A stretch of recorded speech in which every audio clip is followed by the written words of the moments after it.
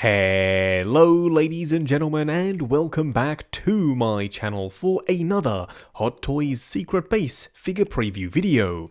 Now before we begin, I have to say a massive thank you to Ryan Kirkwood for going out in person, getting that awesome video and these gorgeous high-res pics. Show Ryan some love because without him, this series literally wouldn't be possible.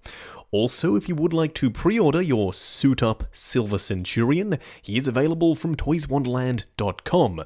Link for that is in the description below, and they do have 12-month installment plans and an awesome reward system. This was a huge surprise. I had no inkling that this was ever something they were thinking about doing. Basically, what this is, for those sitting there scratching their heads, it's the Silver Centurion from Iron Man 3, made in Diecast, but very specifically only the suit-up version of it. That means you can't close all of the various panels and actually have a 1/6 scale die-cast Silver Centurion suit. I don't exactly know why they made this. We'll touch on that a little bit more in just a second.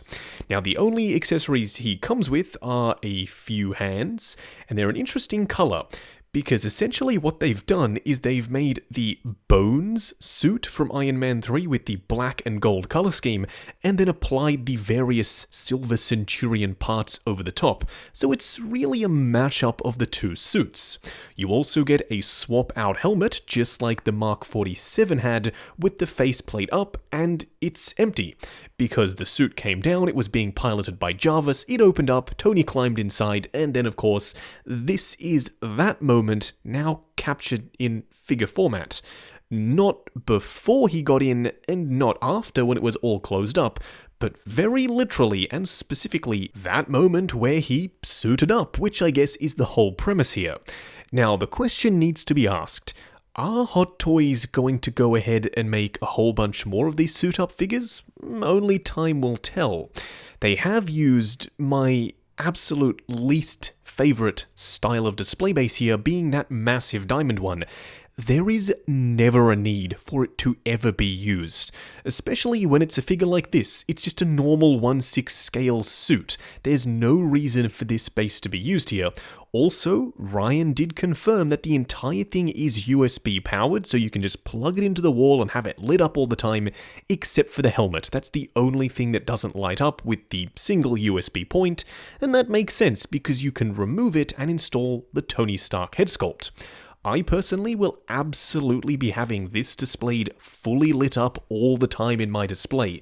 Whenever they can do this USB powered thing, I think they should go ahead and do it, because it just makes it a whole lot easier to have him lit up. Yes, there is an unsightly cable dangling out of the back of his left boot there, but who knows, for the final one the placement could be slightly different. Now, don't get me wrong, I'm a huge fan of the fact that they're thinking about this stuff and innovating, but by far the best way of doing this that I've ever seen is having the power source in the base itself. Then you have some copper coils in the feet that will transfer that power throughout the rest of the body. Initially, that would have been an issue in terms of the wiring, because if this was a full figure, the articulation would get in the way of all the wiring, but seeing as they're doing USB powered from a single point anyway, that's something they totally could have done, and who knows, going forward we might see that sort of stuff, but I'm still very happy it's a single point, you plug it in, and away you go. Now, the very premise of this had me sitting there scratching my head. I love the Silver Centurion. It's actually one of my favorite designs. It's got those big honkin' shoulder pads, the silver and red color scheme just works. But I never really imagined them doing something like this. If you'd told me they were doing a die-cast Silver Centurion, I would have believed you. But if you'd told me they would have had it in basically a power pose format, because let's be honest, with all of these panels open, you aren't going to be pulling off a ground pound pose anytime soon. This guy is going to be a little bit more stiff. I wouldn't have believed you. I would have said, no, they're going to do a die-cast one, they're going to do it right, it's going to be the full suit. So I'm sitting here rather torn. Is this a significant upgrade over the plastic version? No, I really don't think it is. This does something that's very different from the plastic version, but that means if you want the full, regular Silver Centurion suit, that one is still the only way to go.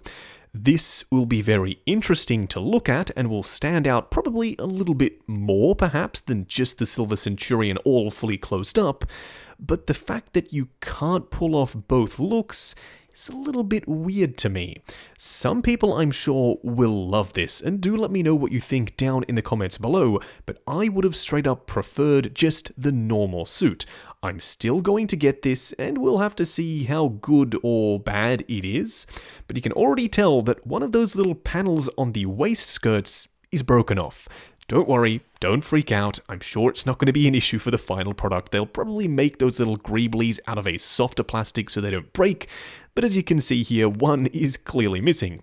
You can also see the understructure. That plays into this being a very interesting thing to look at in general. The black and gold underpieces, it's basically bones, like I said. Does that mean we're going to see a Bones figure sometime down the line? Who knows? I hope that we do see a die-cast Bones, but this is kind of the best of both worlds.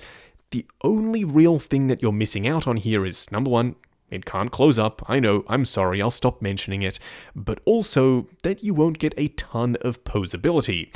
All of these panels means that they will collide, you'll have a little bit more to work with, it's more going to be a museum pose type of piece, and to be honest, it's probably only going to be for those who are die-hard Iron Man collectors. I'm pretty sure they are already planning out the space for this in their display, but a lot of people would rather just to go with the plastic one if they wanted a Silver Centurion at all. Now, one thing that is different versus the regular Centurion is the paint. This one is still done in that glossy red, but there are those little chips and nicks and little bits of wear and tear everywhere, a little bit more surface detail just to bring it to life, and it makes it look all the more realistic. The silver is suitably bright, as you'd expect. It looks pretty similar to what we saw the first time around, but this time we have a ton of LEDs and translucent blue parts dotted around the suit. That's what's going to make this guy stand out on the shelf. Now, he also comes with the blades. These we did get with the original, and they were metal, so I would assume, and based on Ryan's awesome pics here, they do look to be metal once again. They were a little bit sharp, so when you get this guy, do be careful when you are trying to plug them into the hands there. I don't know exactly how I'm going to have this posed, if I'm just going to go for a straight up and down A pose like they have him on display herein, or if I'm going to try and get a little bit more creative. I would love to see a couple more of these suits from the House Party Protocol, but just done in die-cast. They can do away with the suit-up thing. I understand why they're doing it, they want to differentiate it a little bit to the previous one. Maybe for the folks at Hot Toys, they were thinking, well, we could do a die-cast Silver Centurion, but it would look really similar to the original, so people won't want to buy it. Where I think they may have just shot themselves in the foot here, because it may have backfired. I haven't seen a ton of positive buzz based off this particular release. But, as I said, the light-up effect is awesome. That arc reactor is very, very bright, and you can only really achieve that by having this thing powered off USB.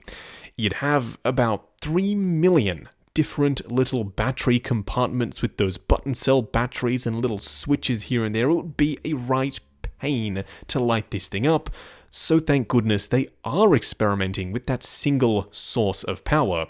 Just maybe sit down and think on it a little bit more. Have a think about that magnetic and copper coil feature that I was mentioning earlier with the display base, because that could be a big game changer. Now, there are some panels that can be closed.